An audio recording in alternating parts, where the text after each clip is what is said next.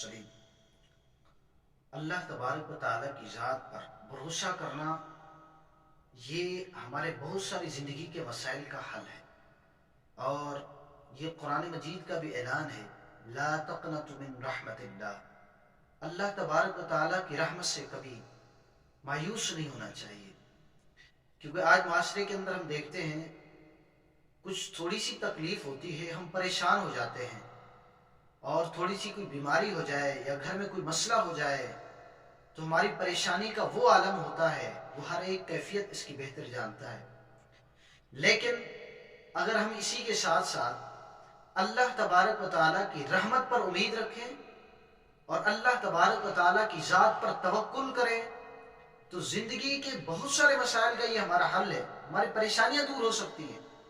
क्योंकि जब बंदे को अल्लाह तबारक व तआला की ज़ात पर तवक्कुल होगा तो उसको किस बात की टेंशन। और रब खुद फरमा रहा है, ला तक़नतु मिन रहमतिल्लाह, तुम अल्लाह की रहमत से मायूस मत होना।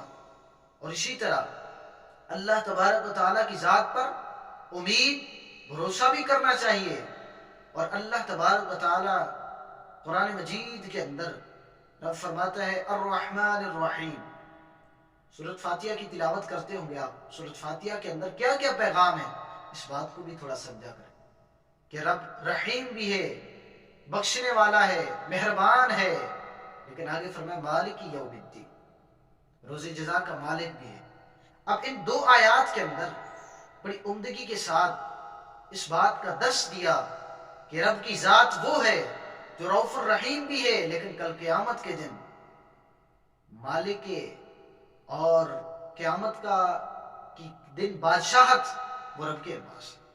तो लिहाजा हमें ये करना चाहिए कि अल्लाह तबारक व तआला का खौफ भी रखना चाहिए, अल्लाह तबारक व तआला की खुफिया तदबीर से भी डरना चाहिए, लेकिन अल्लाह तबारक व तआला की रहमत से मायूस भी नहीं होना चाहिए।